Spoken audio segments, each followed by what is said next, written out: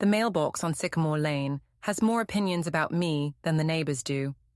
Today it spits a glossy flyer with Kevin's grin, real estate king of cul-de-sacs, and a ribbon of copy about fresh starts. Cute. My fresh start is 14 miles away behind the bakery dumpsters, where the bread is still warm at dusk and pride tastes like cinnamon if you close your eyes.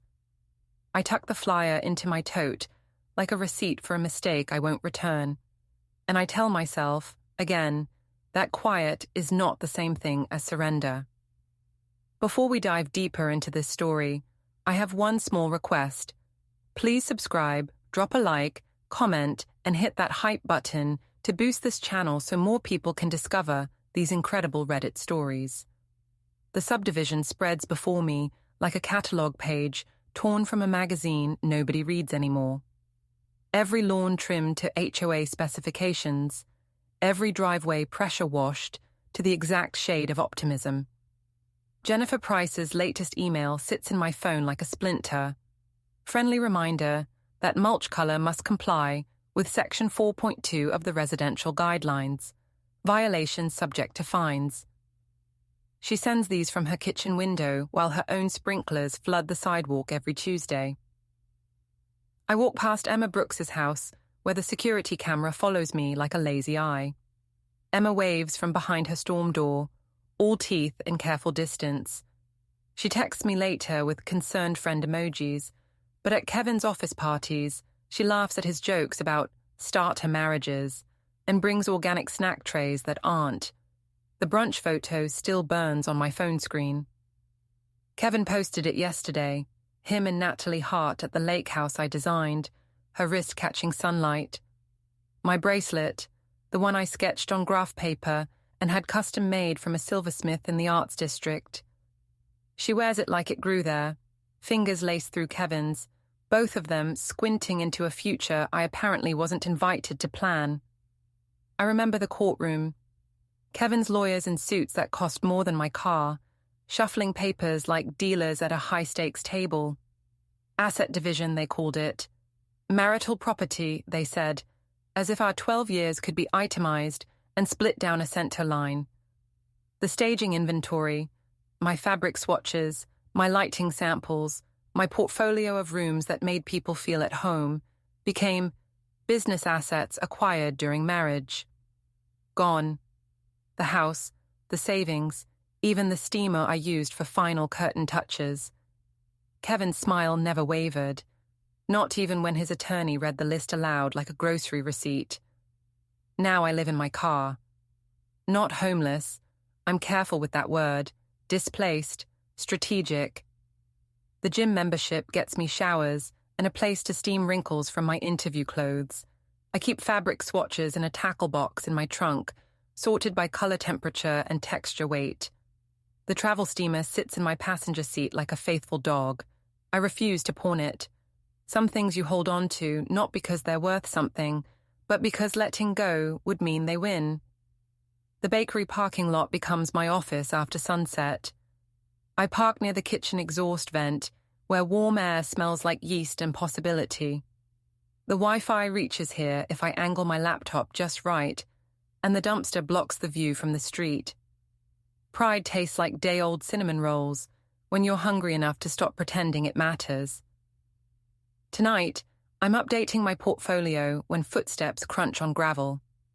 A woman emerges from the shadows, 60-something, grey hair pulled into a practical bun, briefcase that's seen weather.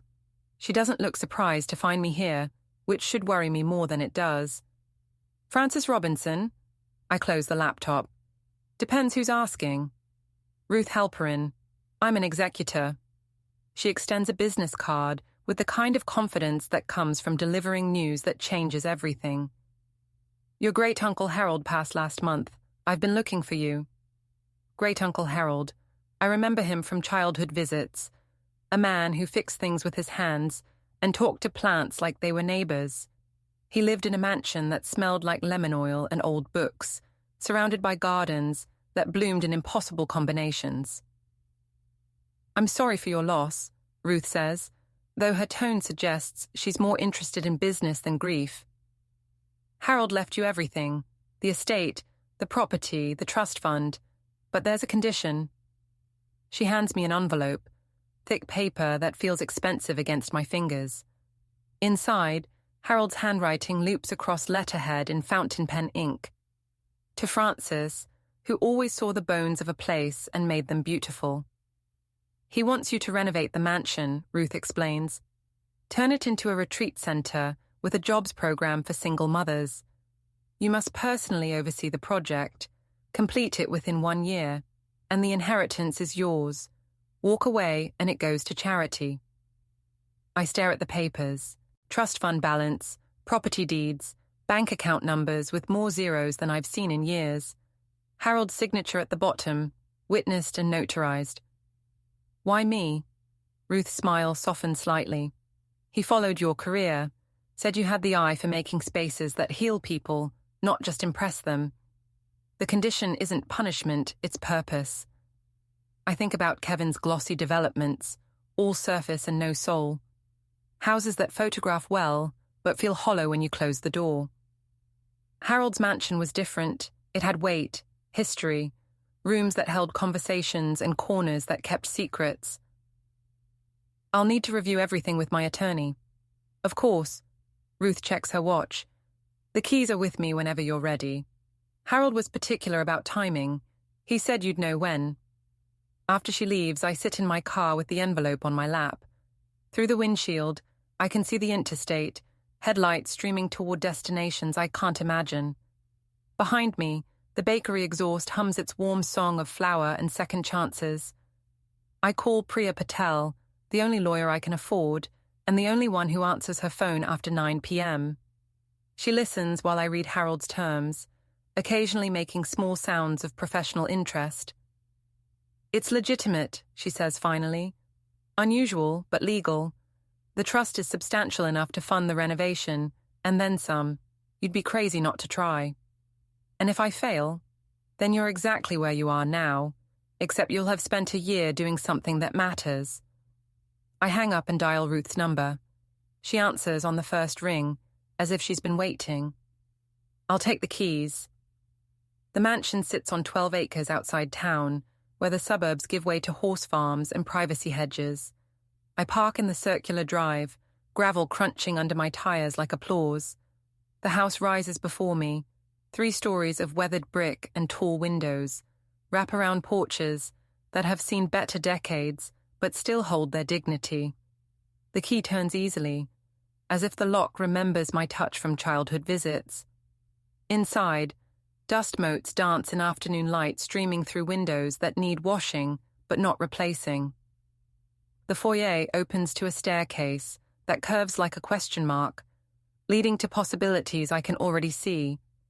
Administrative offices, meeting rooms, a nursery for the children of women learning new trades.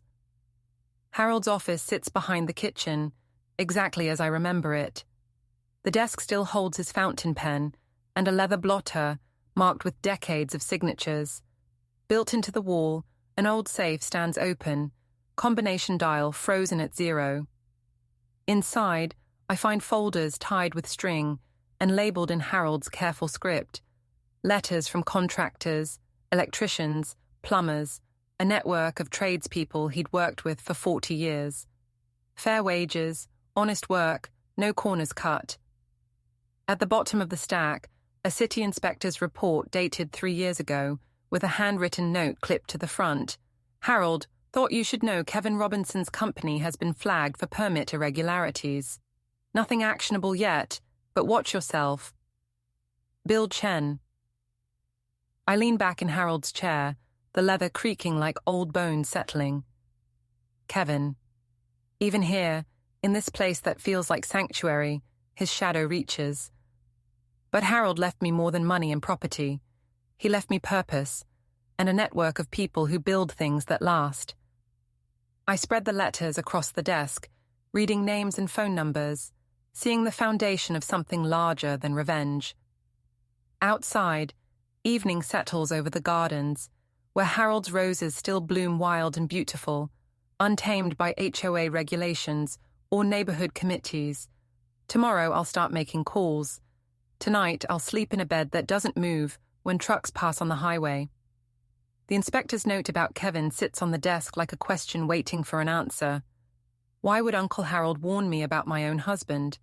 What did he know that I didn't? I file that under, to investigate. The community centre bulletin board looks like a garage sale threw up on itself, but it's where hope goes to find work. I pin my notice between a lost cat poster and someone selling a treadmill that works great, just needs minor repair. Hiring, construction assistants, interior finishing, childcare coordinator. Experience helpful but not required.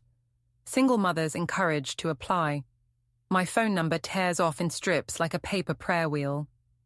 The interviews happen at a folding table in Harold's sunroom, surrounded by windows that need washing and plants that need water. Mina Alvarez arrives first, daughter on her hip, resume printed on copy paper that's been folded and refolded. She's worked retail, food service, and cleaning offices at night while her daughter slept in the break room. I can learn anything, she says, meeting my eyes directly. I just need someone to teach me. I hire her on the spot. Then Sandra, who's been out of work since her divorce. Then Beth, whose husband left her with twin boys and a mortgage she can't carry alone.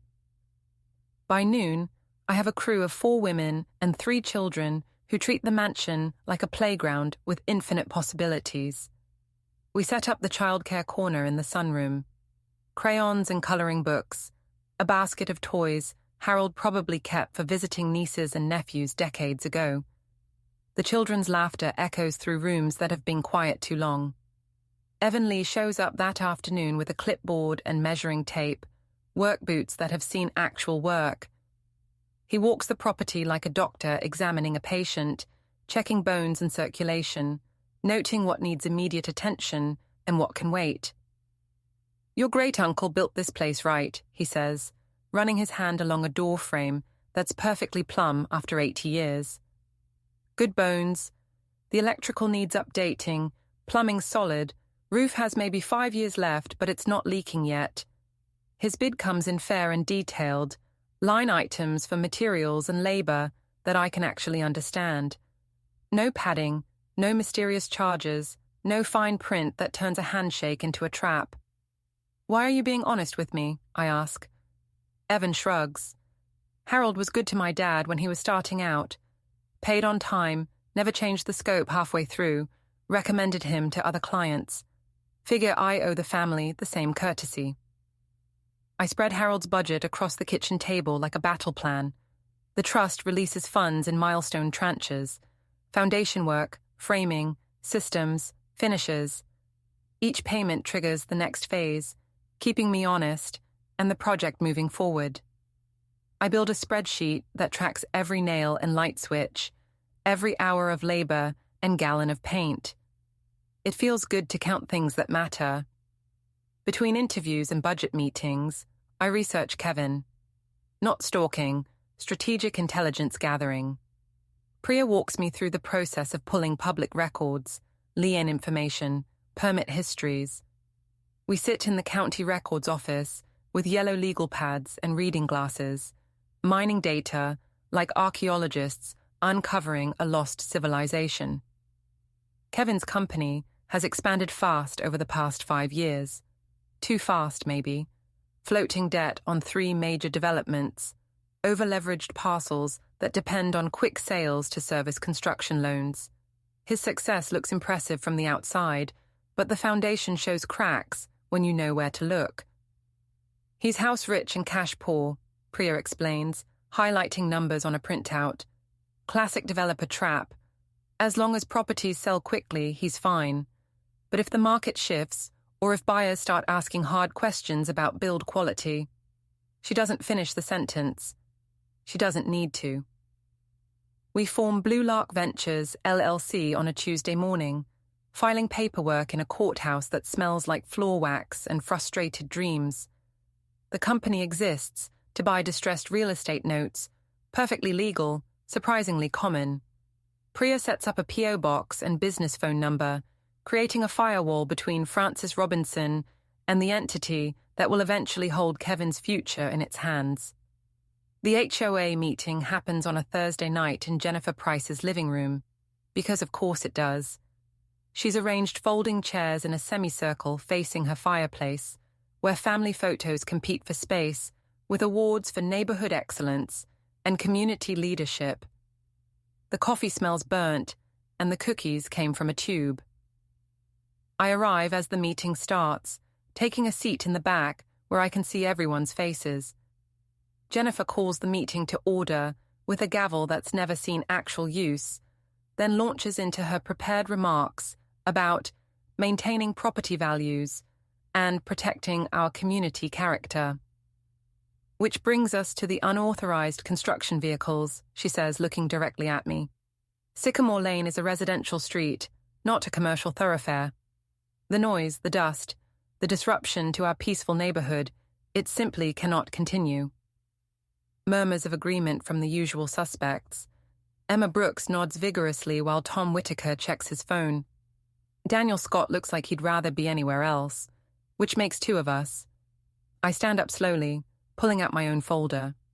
Actually, Jennifer, I think you'll find that Section 7.4 of the HOA bylaws specifically permits construction vehicles during normal business hours for approved home improvement projects. The mansion renovation was grandfathered under the original covenants when this subdivision was platted. The room goes quiet except for the hum of Jennifer's refrigerator in the kitchen. She flips through her own copy of the bylaws, looking for the clause she clearly forgot existed. Furthermore, I continue, the renovation creates jobs for local residents and increases property values for the entire area. I'm sure everyone here supports economic development that benefits our community. Jennifer's face cycles through several shades of pink before settling on a color that matches her throw pillows. Well, the noise complaints have been minimal, I finish. One call to the non-emergency line about a concrete mixer at 7:15 a.m., which is within permitted hours. I've instructed all contractors to start no earlier than 8 a.m. going forward, which exceeds HOA requirements. I sit down to scattered applause from neighbors who rarely speak up, but enjoy watching Jennifer get outmaneuvered by her own rulebook. The meeting moves on to more pressing matters, like mailbox paint colors and the ongoing saga of Mrs. Patterson's unauthorized bird feeder.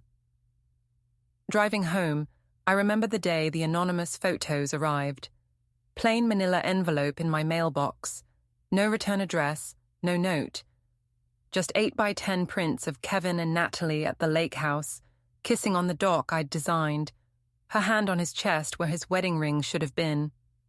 I sat in my car for 20 minutes, staring at proof of what I already knew but hadn't wanted to see. The betrayal felt like swallowing glass, sharp and immediate and impossible to ignore. But underneath the pain was something else. Clarity. The end of pretending, the beginning of planning. That night, I'd cried exactly once, then filed the photos in a folder marked evidence and started researching divorce attorneys. Now, 6 months later, the pain has crystallized into purpose. Kevin took my marriage, my home, my business, but he also freed me from the obligation to protect him from his own mistakes. The package arrives on a Friday, addressed to Blue Lark Ventures at the P.O. Box Priya set up. Inside, a vendor USB drive labeled Stormproof Glass Change Orders, signed today. The cover letter is addressed generically to Project Manager at an address that's 1 digit off from Kevin's office. Simple courier mistake, the kind that happens when someone updates an address database and transposes numbers. I plug the USB into a clean laptop at Harold's kitchen table, Evan looking over my shoulder as files populate the screen. Change orders for window installations, backdated to push cost overruns onto homeowners after contracts were signed. Email chains discussing revised specifications that reduce quality while maintaining prices. Digital signatures on documents that contradict the original permits filed with the city. This is sloppy, Evan says, scrolling through a particularly damning email thread. And illegal. Bait and switch on materials, billing for upgrades that were never installed, change orders that violate building codes. I save everything to an encrypted drive and lock the USB in Harold's safe. Not evidence of a crime, that's for prosecutors to determine. Just business documents that happen to find their way to the wrong address, revealing a pattern of practices that buyers and regulators might find interesting. My phone buzzes with a text from an unknown number. Cute LLC. Try not to forget who handed you those lake house photos. I stare at the screen, pieces clicking into place, like tumblers in a lock. The anonymous photos weren't from a stranger with a conscience. They came from someone who wanted Kevin and me to implode, someone who stood to benefit from the chaos that followed. Someone who knew exactly where to find us that weekend, who had access to our schedules and habits, who understood the fault lines in our marriage well enough to apply pressure at the perfect moment. Jennifer Price, Kevin's cousin, HOA queen, neighborhood puppet master. She sent the photos knowing they'd destroy my marriage, betting that Kevin would need family money to weather the divorce settlement and business troubles that followed. Except she didn't count on Harold's inheritance, or my talent for reading the fine print, or the possibility that losing everything might be the best thing that ever happened to me. I text back, "Thanks for the reminder. We should talk soon." The response comes immediately. Looking forward to it. The USB files spread across Harold's dining table like evidence from a crime scene that hasn't happened yet. Evan and I work through them methodically, cross-referencing dates and permit numbers, building a timeline of Kevin's creative accounting practices. "Look at this," Evan says, pointing to an email dated 3 months ago. Original spec called for tempered glass throughout. Change order switches to standard glass, but bills the customer for the upgrade. That's a 40% markup on inferior materials. I photograph each document with my phone, creating a digital paper trail that links backdated change orders to permit violations. Not hacking, not theft, just reading business documents that were mistakenly delivered to my legitimate company address. "How many houses?" I ask. "Looks like 12 properties over the past 2 years. Maybe more." Evan runs calculations on his phone. If the pattern holds, he's overcharged buyers by at least $200,000 while delivering substandard work. The numbers tell a story that Kevin's glossy brochures don't mention. Corner cutting disguised as cost savings, quality sacrificed for profit margins, homeowners left holding the bill for problems they didn't create. I lock the USB back in Harold's safe and check my watch. 10 p.m., late enough for parking garages to empty, early enough for office buildings to stay lit. Time for a conversation that's 6 months overdue. Kevin's office building squats downtown like a glass and steel monument to ambition, all sharp angles and reflective surfaces. I park on the 3rd level of the attached garage, choosing a spot near the stairwell where security cameras create blind spots between their coverage zones. Natalie's white convertible sits in its assigned space, top down because the weather's nice and image matters more than security. I wait in the shadows between concrete pillars, listening to footsteps echo off painted walls and elevator doors chime their electronic songs. She appears at 10:30, heels clicking against concrete, phone pressed to her ear like a lifeline. Designer handbag, tailored jacket, my bracelet catching light from the overhead fixtures. She looks successful and confident and completely unprepared for what comes next. I step out from behind a pillar as she reaches her car. "Hello, Natalie."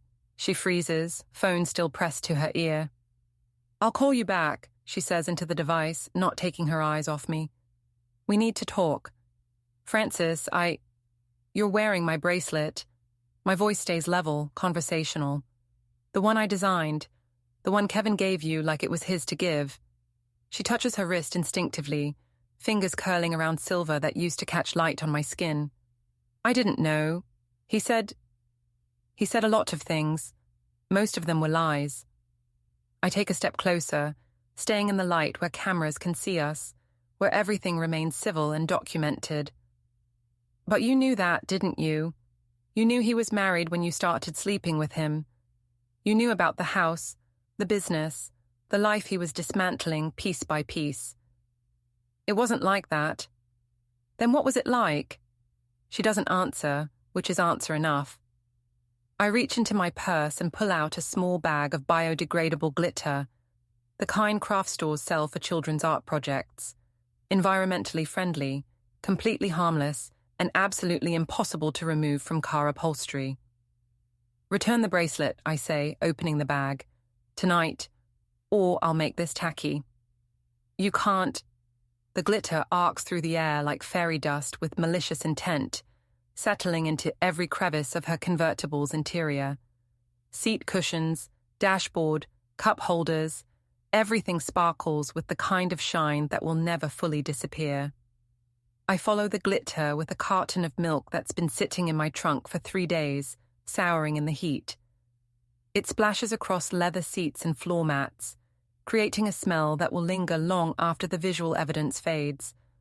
Natalie backs away, hand over her mouth. You're insane. I'm thorough. I cap the empty milk carton and drop it in a nearby trash bin. The bracelet, Natalie. It was mine first, and it'll be mine last. I walk away without looking back, leaving her standing next to a car that sparkles like a disco ball and smells like a dairy farm. The slap I gave her will fade in a few hours. The glitter will remind her of this conversation every time she sits down for the next 6 months. Saturday morning brings Kevin's newest open house, a showcase property in the kind of subdivision where every house looks like it was ordered from the same catalogue. I dress like a serious buyer. Conservative suit, sensible shoes, clipboard for taking notes. Blue Lark Ventures business cards in my purse, just in case anyone asks.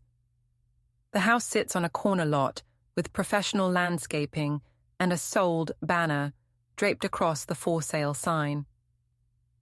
Kevin holds court in the foyer, surrounded by admirers and potential clients, gesturing toward architectural details that sound impressive until you know what to listen for. Tempered glass throughout, he tells a young couple with a baby stroller. Top-of-the-line materials, no expense spared. We believe in building homes that last. I join the tour group, staying toward the back where I can observe without being noticed. Kevin leads us through rooms that photograph beautifully but feel hollow, pointing out features that exist more in his description than in reality. At the kitchen island, I raise my hand like a student with a question. Can you tell us about the window specifications? I'm particularly interested in the storm resistance ratings. Kevin's smile tightens almost imperceptibly. All windows meet or exceed local building codes. We use only the finest materials from trusted suppliers. But specifically, are these tempered glass or standard glass? There's a significant difference in both safety and energy efficiency.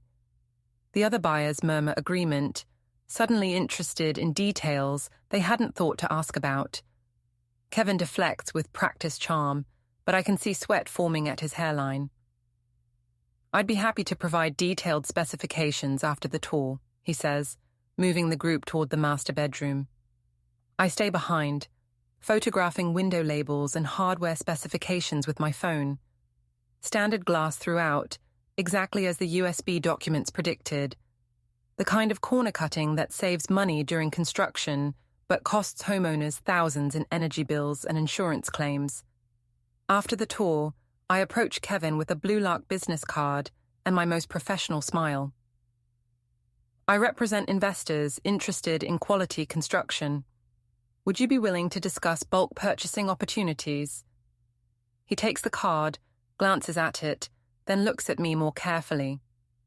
Recognition flickers behind his eyes, but he can't quite place where he's seen me before. Blue Lark Ventures, he reads. I'm not familiar with your company. We're new to the area, focused on identifying undervalued properties with strong fundamentals. I let the words hang in the air like bait on a hook. I'd love to learn more about your construction standards and quality control processes. Of course, I'll have my assistant send you our information packet.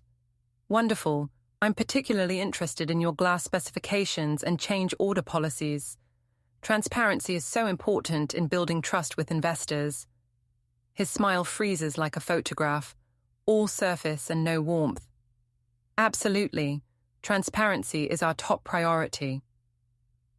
I leave him with my card and a handshake that lasts exactly long enough to be professional. In my car, I compose a careful email to a local housing blogger who specializes in buyer advocacy and construction quality issues.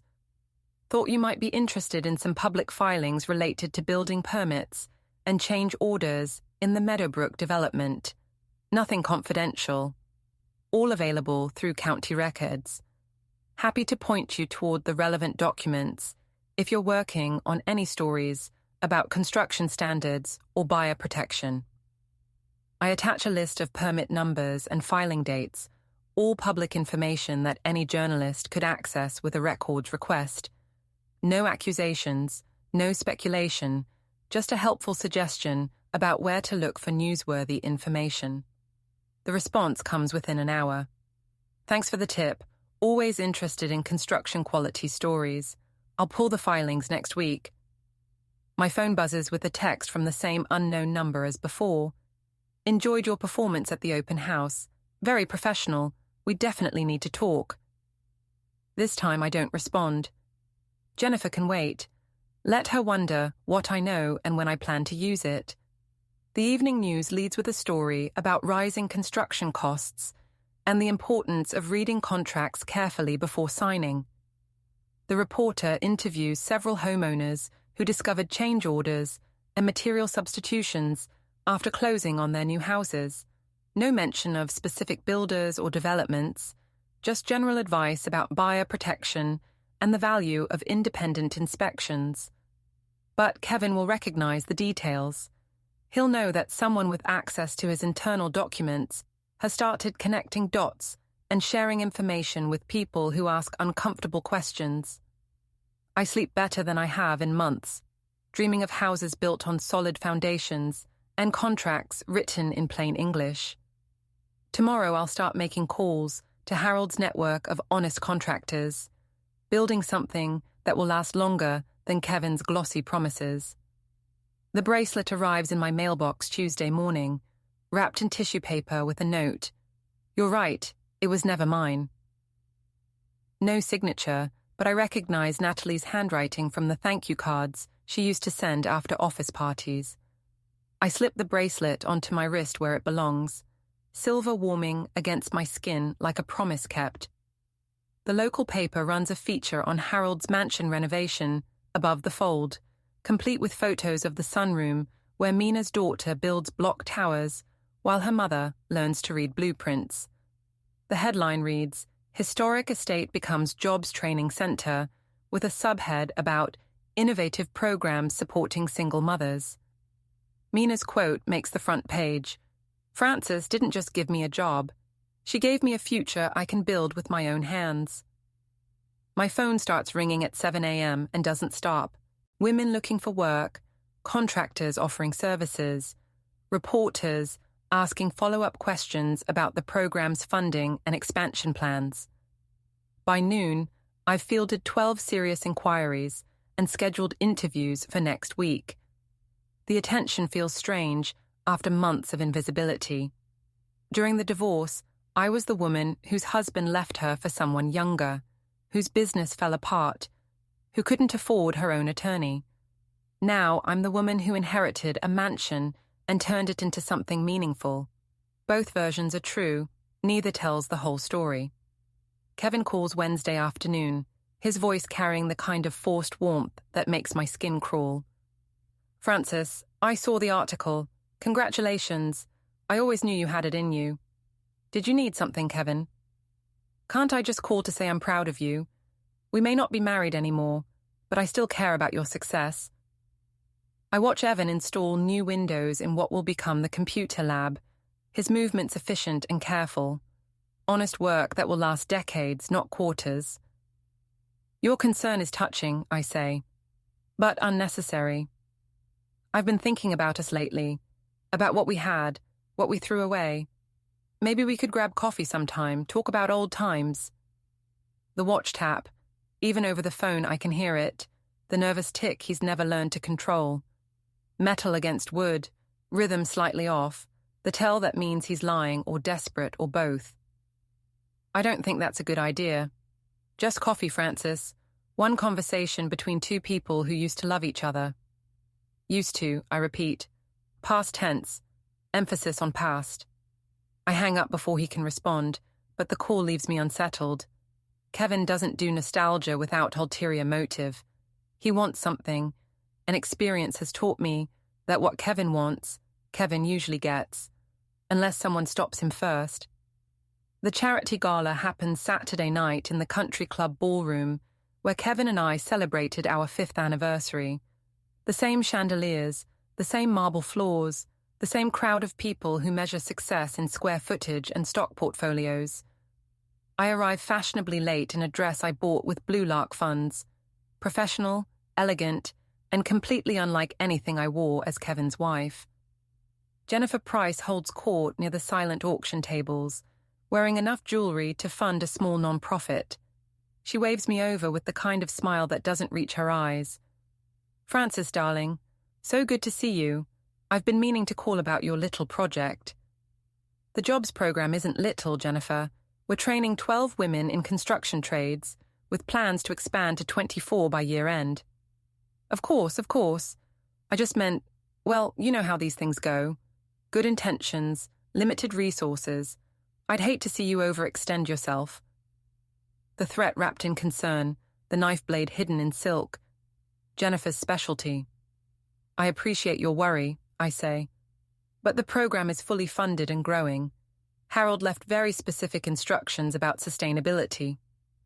Harold was always a dreamer. Bless his heart. She touches my arm with fingernails that could cut glass. But dreamers don't always understand practical limitations. Neither do people who send anonymous photos hoping to profit from other people's pain. Her smile falters for exactly 1 second before snapping back into place.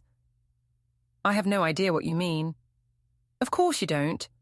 I excuse myself and drift toward the bar, where Tom Whitaker nurses a bourbon and complains about property taxes to anyone who'll listen.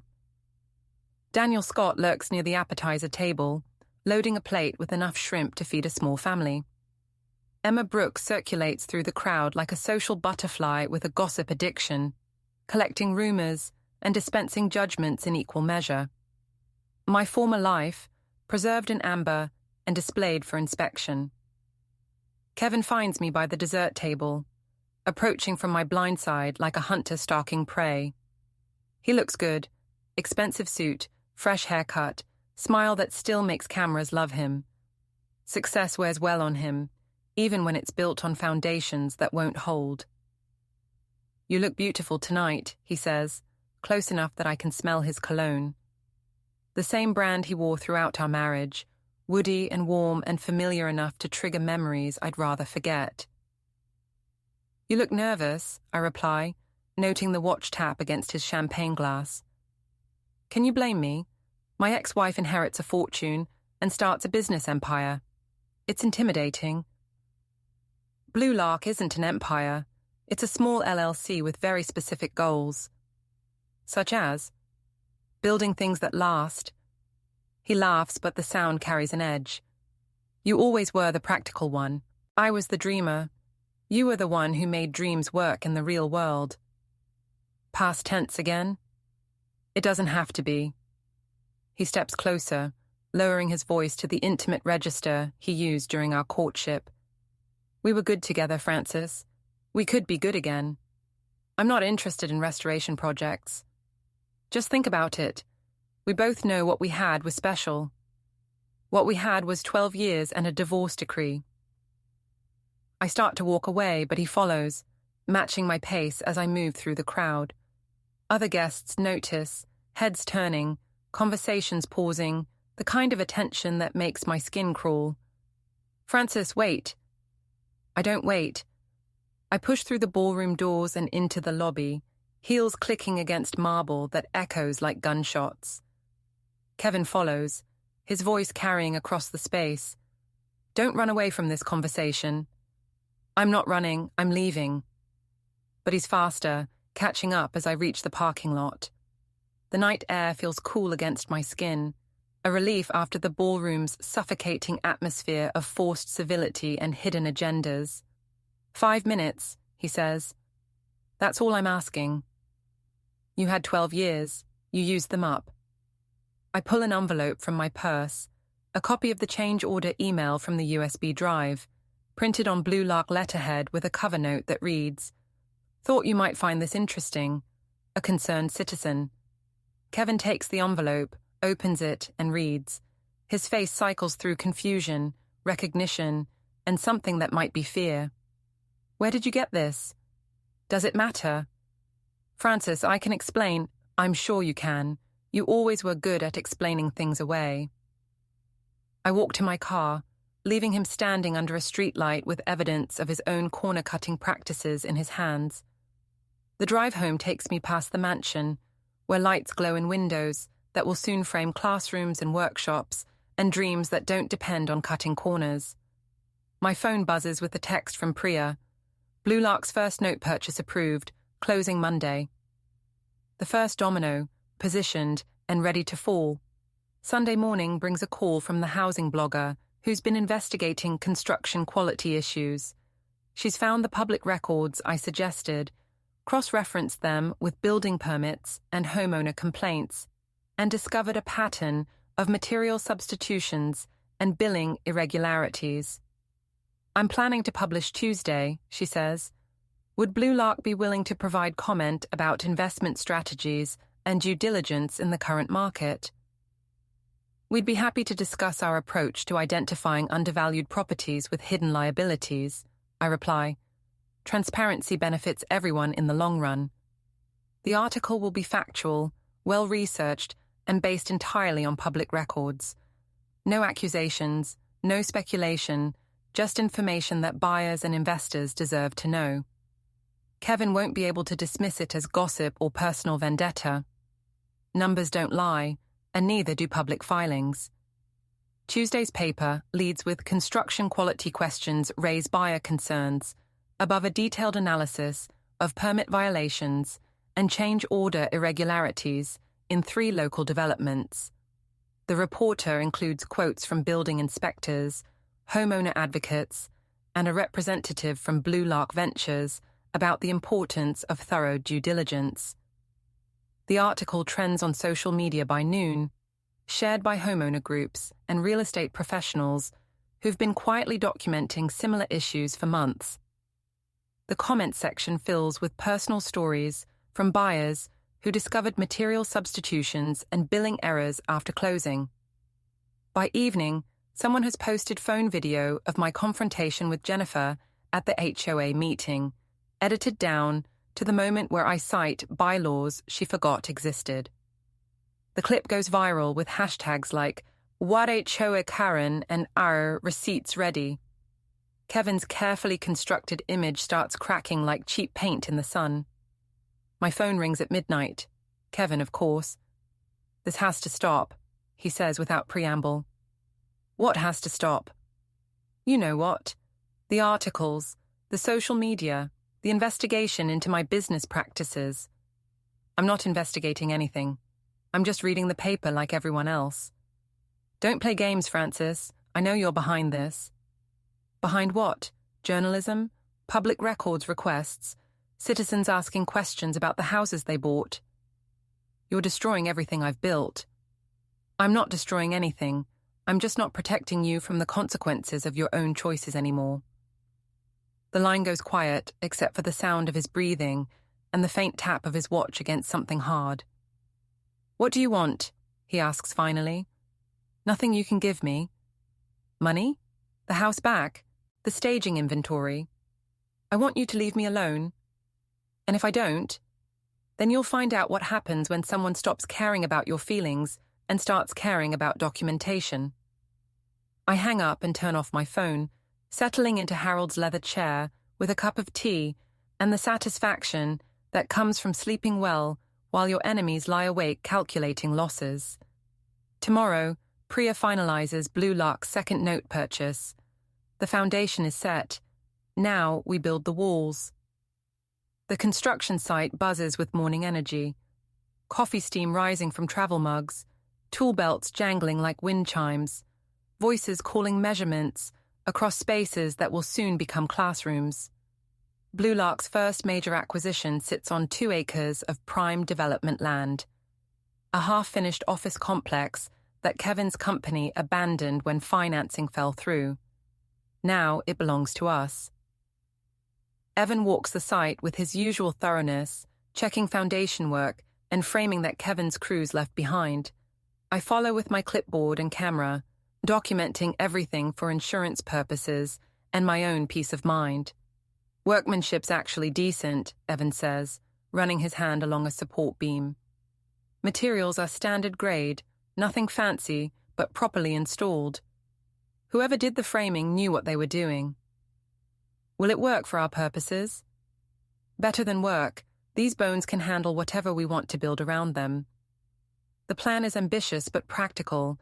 Convert the office space into expanded training facilities, add childcare rooms and a small medical clinic. Create a campus where single mothers can learn trades while their children receive care and education. Harold's vision, scaled up and made real. A pickup truck rumbles into the parking lot, kicking up dust and attitude in equal measure. Kevin climbs out, followed by his foreman and 2 workers I don't recognize. His face carries the kind of anger that's been simmering overnight, waiting for an excuse to boil over. "This is private property," he says, striding toward us with purpose that doesn't quite hide the desperation underneath. "Yes, it is." I pull out the deed transfer documents Priya prepared. "Blue Lark's property, as of Monday's closing. We're conducting our first site inspection." He snatches the papers, scanning them with the kind of focus that comes from hoping the words will change if you read them hard enough. "This is impossible. The note wasn't for sale." "Everything's for sale if you know who to ask and what to offer. You can't just—" He stops, recognition dawning like sunrise over a crime scene. "Francis?" "Hello, Kevin." His foreman, a thick-set man with hands like ham hocks and a face that's seen too many bar fights, steps forward. "You want us to clear them out, boss?" "No." Kevin's voice carries the weight of a man watching his empire crumble in real time. "No, they have legal right to be here." The admission costs him something. I can see it in the way his shoulders slump, the way his fingers find his watch and start their nervous percussion. "We need to talk," he says. "I'm listening." "Privately." I glance at Evan, who nods and moves toward the other end of the building with his measuring tape. The message is clear, close enough to help if needed, far enough to give us space to work things out like adults. "How long have you known?" Kevin asks. "Known what?" "Don't play games. How long have you been planning this?" "Planning what? Buying distressed real estate. It's a legitimate investment strategy." "You know what I mean." I do know, but I want to hear him say it. Want to watch him admit that his success was built on shortcuts and corner cutting, that his empire was always one audit away from collapse. "I know that you've been substituting standard glass for tempered glass while billing customers for the upgrade," I say finally. "I know that you've been backdating change orders to shift cost overruns onto buyers after contracts are signed. I know that 3 of your developments are over-leveraged and dependent on quick sales to service construction loans." "How? Public records, Kevin. It's all there if you know where to look." "The USB drive. You got the USB drive." "I got a package that was misaddressed to Blue Lark. I opened mail addressed to my company. Perfectly legal." He runs his hands through his hair, the careful styling falling apart under pressure. "What do you want?" "I want you to stop cutting corners. I want you to honor the contracts you've signed. I want you to treat your customers with the same respect you'd want if you were buying their product. And if I don't, then you'll find out what happens when someone with nothing to lose starts paying attention to your business practices." A crash echoes from the other side of the building, metal on concrete, followed by shouting. We run toward the sound, finding Evan and Kevin's foreman standing over a collapsed pallet of ceramic tiles. "Strap broke," the foreman says, not meeting anyone's eyes. Evan kneels beside the scattered tiles, examining the nylon strap that should have held the pallet secure. This wasn't worn through, it was cut. "You calling me a liar?" The foreman's hands curl into fists. "I'm calling you careless. There's a difference, but the result's the same." I step between them before the situation escalates. "Everyone back up. Now." My phone is already dialing the building inspector's office. "This is Francis Robinson with Blue Lark Ventures. We need an emergency safety inspection at the Meadowbrook site. There's been an equipment failure that could indicate systemic problems." The inspector arrives within an hour, a thin woman with sharp eyes and a clipboard full of questions that Kevin's foreman can't answer. She examines the cut strap, photographs the scattered tiles, and requests documentation for all materials and safety procedures. "I'll need to see the original permits," she says, "and any change orders filed since construction began." Kevin produces a folder of documents that look suspiciously fresh, as if they were printed that morning. The inspector flips through them, comparing permit numbers to her own database, noting discrepancies between approved plans and actual construction. "There are some irregularities here," she says finally. "Nothing that can't be resolved, but I'll need corrected documentation before work can continue." After she leaves, Kevin stands in the parking lot looking like a man who's just watched his house burn down. His foremen and workers load tools into their truck with the efficiency of people who've done this before. "This isn't over," Kevin says. "Yes, it is. You just haven't accepted it yet." I drive back to Harold's mansion with Evan, both of us quiet until we're safely away from the construction site. The afternoon sun slants through windows that need cleaning, casting shadows that dance across floors that have seen decades of conversations like this one. "He's going to fight," Evan says. "Let him. Fighting requires resources he doesn't have. And if he gets desperate people make mistakes. Mistakes create opportunities." My phone buzzes with a text from Jennifer. "Saw the news about your little construction drama. Perhaps we should discuss our mutual interests before things get more complicated." I text back, "Harold's study, 7 p.m. Come alone." Jennifer arrives exactly on time, dressed like she's attending a board meeting rather than a confrontation. She settles into the chair across from Harold's desk with the kind of confidence that comes from believing you hold all the cards. "You've been busy," she says. "I've been productive. There's a difference." Buying Kevin's notes, investigating his business practices, turning his own mistakes against him.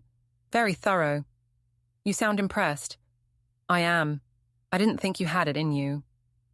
"You didn't think I'd figure out that you sent the photos." Jennifer's smile doesn't waver. "What photos?" "The ones from the lake house. The ones that confirmed Kevin's affair and gave me grounds for divorce. The ones that came from someone who knew where we'd be that weekend and had access to our schedules." "That's a serious accusation." "It's a statement of fact.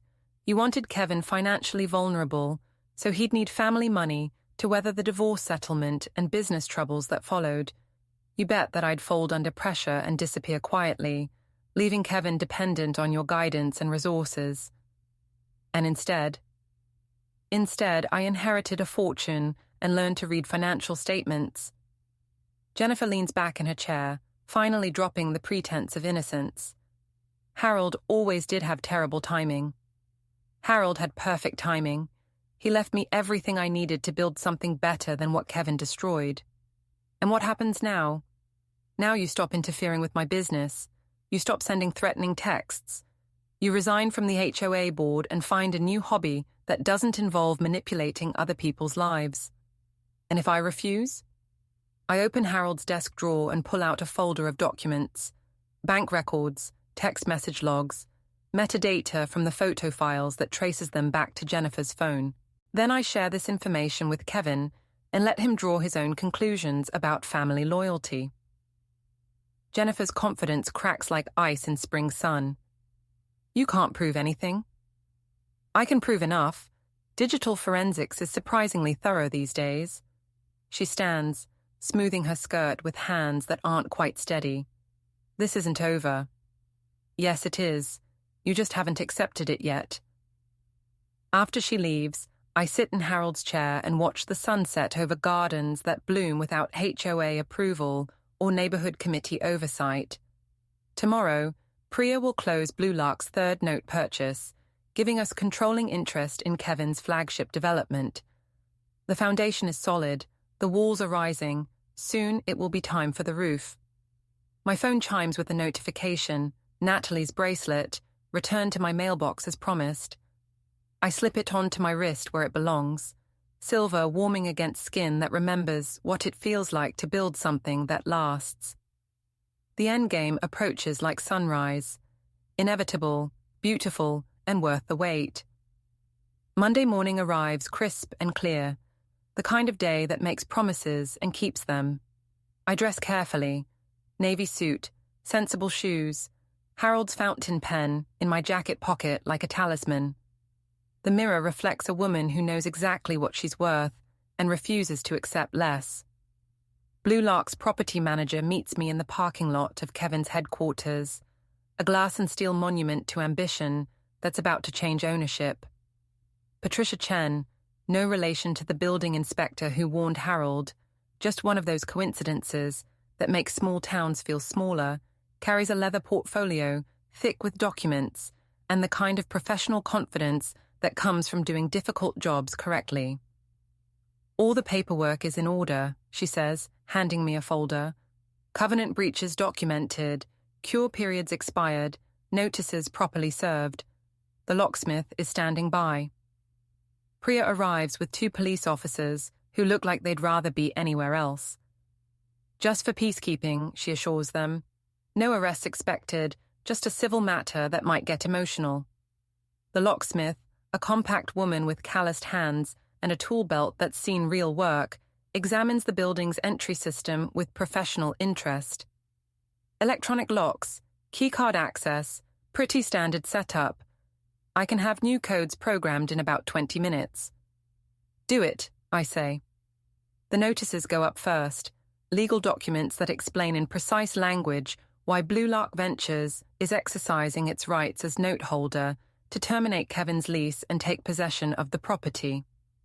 Breach of covenants, missed payments, material misrepresentations that triggered acceleration clauses buried in the fine print.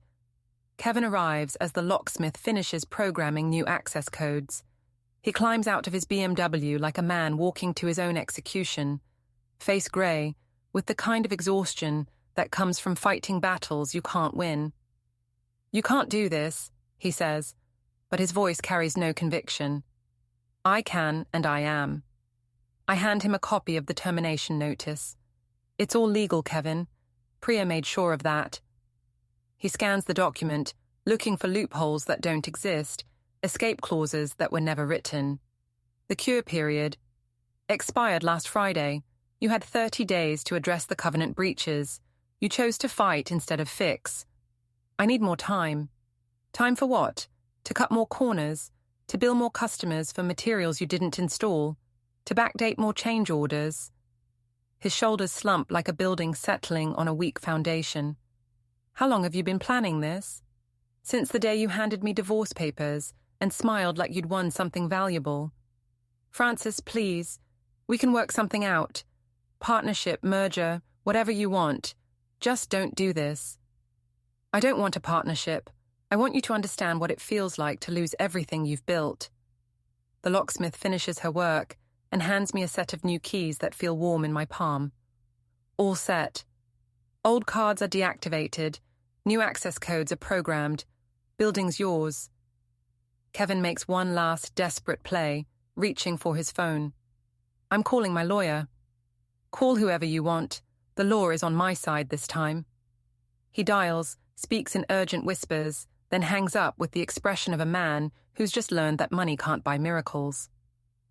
My attorney says, Your attorney says you should have read the contracts more carefully before signing them. The police officers shift restlessly, checking their watches and probably wondering why civil disputes always happen during lunch hour. One of them, a young woman with sergeant stripes and the patience of someone who's broken up family fights, steps forward. "Sir, you need to remove any personal property and vacate the premises. This is a civil matter, properly documented and legally executed." Kevin looks around the parking lot like he's seeing it for the first time. The building he's worked from for 8 years, the reserved parking space with his name painted in block letters, the sign that proclaims Robinson Development, building dreams, creating communities. What about my employees? Blue Lark is prepared to offer interviews to any qualified candidates, I say. Fair wages, honest work, contracts written in plain English. And my clients will be contacted about transitioning their projects to contractors who don't substitute materials or backdate change orders. You're destroying everything. I'm not destroying anything. I'm just not protecting you from the consequences of your own choices anymore. Kevin walks toward the building entrance, then stops and turns back. I loved you, Francis. That was real, whatever else happened. Past tense, I reply. Emphasis on past. He disappears into the building to collect whatever personal items he can carry, leaving behind 8 years of empire building and the kind of reputation that takes decades to repair. The police officers follow at a respectful distance, making sure the transition stays civil and documented. 20 minutes later, Kevin emerges with a cardboard box and the expression of a man who's just learned the difference between owning something and controlling it. He loads the box into his BMW, starts the engine, and drives away without looking back. I'm still watching his taillights disappear when a young woman approaches from the building's side entrance. Early 20s, designer clothes that don't quite hide the uncertainty in her eyes, the kind of polished desperation that comes from betting everything on the wrong horse. "You must be Francis," she says. "I'm Ashley, Natalie's assistant. She wanted me to give you this." She hands me an envelope, thick paper that feels expensive against my fingers. Inside, a handwritten note on letterhead that probably costs more per sheet than most people spend on lunch. "Francis, I know apologies don't undo damage, but I need you to know that I never wanted things to end this way. Kevin told me your marriage was over long before I came along. I believed him because I wanted to believe him.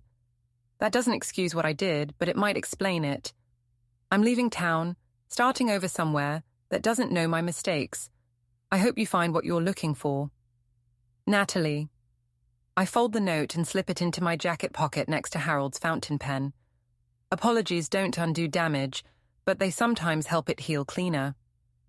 "Is there anything else?" I ask Ashley. "Just, are you really hiring? Because I have a business degree and 3 years of experience. And I'm tired of working for people who think cutting corners is the same thing as being smart." Blue Lark is always looking for qualified candidates. Send your resume to our HR department. "We have an HR department?" "We do now."